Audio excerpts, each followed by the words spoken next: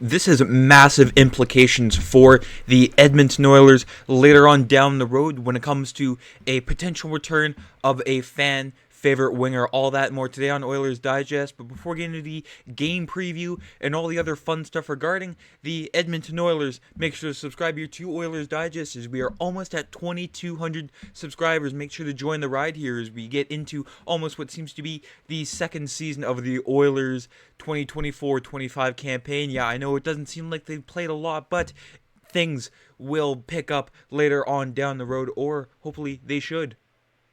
Kane to the rescue. Yes, there was some news regarding Evander Kane's potential return when it comes to a fan favorite hockey insider, Kevin Weeks, but the bruising winger has been at home recovering from a significant surgery in which he has 2 sports hernias and 4 muscle tears repaired in late September. Reports at the time suggested a timeline that would stretch past the March 7th trade deadline or into the playoffs.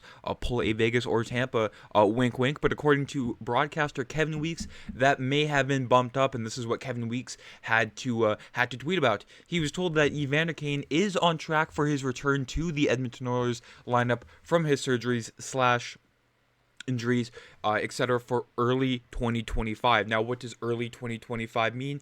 We don't really know, but what are the implications for an Evander Kane return?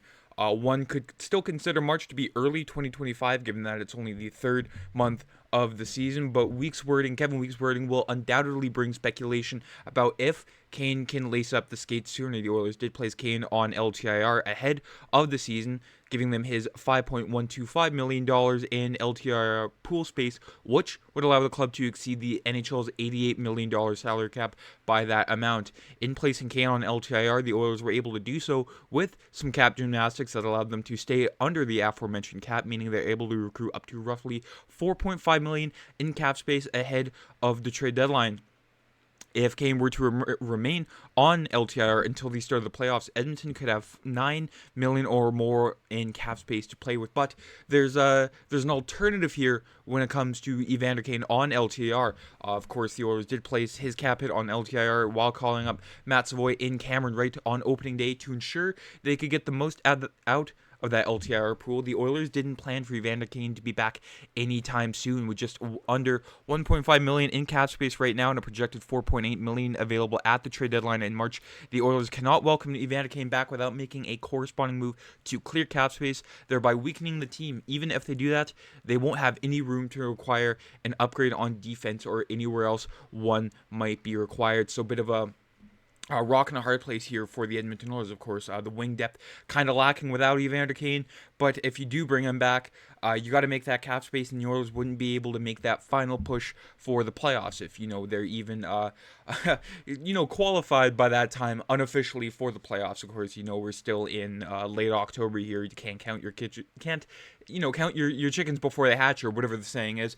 But again, for Evander Kane, I'd like to have him back on the team, but when it comes to the cap gymnastics, that will be something for Stan Bowman and the rest of the Oilers front office. Of course, they did bring in some salary cap specialists to sort of work their way around this, if it's even possible. Is it possible? Who knows? But that is the latest on Evander Kane. Hopefully he has a speedy recovery. But again, you don't really want to rush him back. I mean, sports hernias right into what seems to be playoff caliber hockey. Very hard hitting. Evander Kane is most effective when he is able to hit hard. Of course, you won't expect him to repeat his 2022 playoff run with the Oilers. Scoring goals every which way.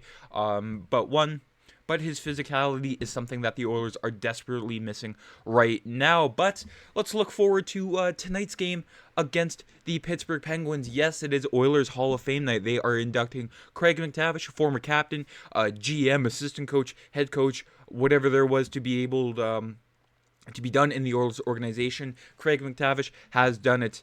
Stanley Cup winner with the Oilers, as well as Dr. Randy Gregg, an Oilers defenseman who has been on the team, or was on the team, for all 5 Stanley Cup winning teams: 84, 85, 87, 1988, and 1990. It seems so long ago. That was well before my time. But yes, they are playing the Pittsburgh Penguins tonight. After the induction ceremony, there is still hockey to be played, and it should be a good one tonight. Sidney Crosby comes into town. Evgeny Malkin comes into town against Connor McDavid. Of course, McDavid and Crosby are going to be teammates on Team Canada for the Four Nations face-off. Let's look at the Oilers lines and pairings at yesterday's practice. They should be the lineup for tonight. Of course, the first line of Ryan Nugent-Hopkins, Connor McDavid, Zach Hyman. Nugent and Hyman, of course, both snake-bitten to start out the year. So, I mean, why not put him next to McDavid, right? If there's one guy that'll get them going.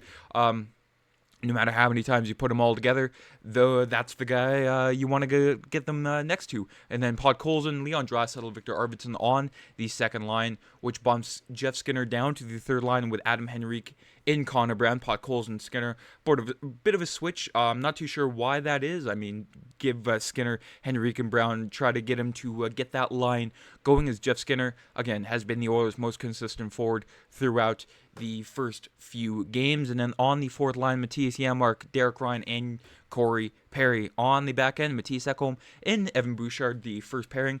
Death Taxes in that first pairing. Darnell Nurse back on the left side next to Troy Stetcher, and then Brett Kulak and Ty Emberson.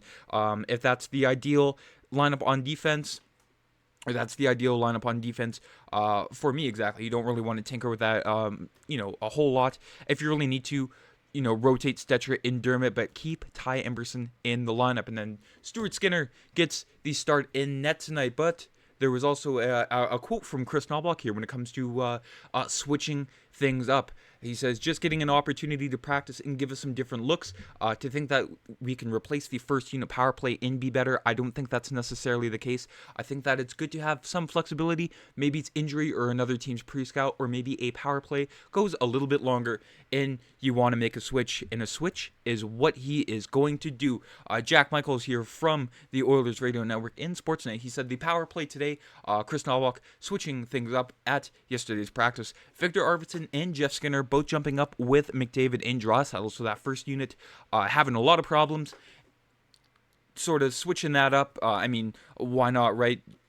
Try out some new things, and then Ryan Nugent-Hopkins, Zach Hyman bumped down to the second unit along with Adam Henrique and Darnell Nurse on the second unit, with Mattias Ekholm and Evan Bouchard rotating. I don't mind a lot of the switches. I mean, there's really no need to, rotate Ekholm and Bouchard. Keep Bouchard on the first power play unit. I haven't really had a whole lot of problems with him. I know many have, but it all comes down to differing opinions on the players, and that's what hockey's all about.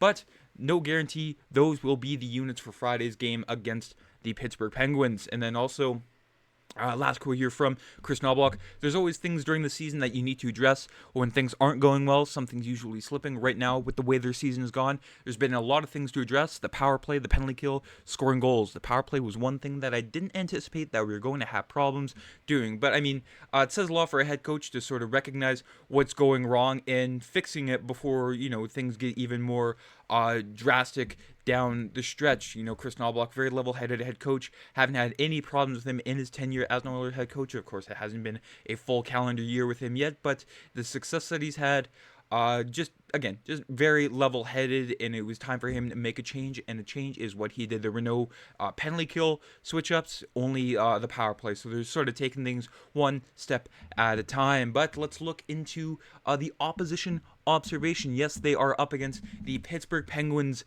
tonight. The Penguins currently sitting middle of the pack here in the Metropolitan Division, 3 wins, 4 losses, with 1 overtime loss. Of course, the Oilers, this is their second straight game against a Metropolitan opponent, as they took on the Carolina Hurricanes on Tuesday night, losing in overtime. But looking at the Pens' schedule, they've currently dropped 3 straight 4-1 to the Carolina Hurricanes, 6-3 to the Winnipeg Jets, and they just lost 4-3 in a shootout to the Edmonton Oilers, their biggest rival, the Calgary Flames. Now let's just take a look into the Pittsburgh Penguins lineup. Who are the Oilers exactly going up against tonight? Of course, Crosby, Malkin rolling into town. And of course, it hasn't really been the strongest Penguins team on paper compared to, a couple years ago. But still, you got some names here. Brian Rust, Michael Bunting, Ricard Raquel, Anthony Beauvillier, and Jesse Puljujärvi makes his return to Rogers Place tonight. I hope everyone gives him a huge standing ovation. I know he divided many Oiler fans, but I loved the Bison King when he was an Edmonton Oiler. And looking on the back end here, Marcus Pettersson, Chris Letang, Matt Grzelcyk, Erik Karlsson, Ryan Graves, and Jackson Ivany. So a bunch of dudes surrounded by Letang and Karlsson. No disrespect to Matt Grzelcyk or Ryan Graves or any of the others. And between the pipes, it hasn't been confirmed yet for the Pittsburgh Penguins, as Tristan Jarry suffered an injury and he went back to Pittsburgh. But the Penguins do have a back-to-back. Tomorrow night they play the Vancouver Canucks, so it hasn't been confirmed who's going in net tonight. Of course, Joel Blomqvist and Alex Nedeljkovic. It hasn't been confirmed yet, but it's going to be either one of those two. Let me know down in the comments what you think about the whole situation with Evander Kane. What do you think about the whole special team switch-ups? I'm a huge fan of the power play unit switching up. Skinner, big power play guy in Buffalo. Of course, Victor Arvidsson, not so much in Los Angeles, but his net front presence should be rather well tonight, of course, taking the place of Zach Hyman in front of the nets. That's it for today's video. Let me know down in the comments. Enjoy tonight's game, and don't forget to catch the ceremony with Randy Gregg and Craig McTavish. I'm excited to see some old faces affiliated with the Oilers organization. Have a great night, enjoy the game, and have a fantastic weekend. I'm Matt.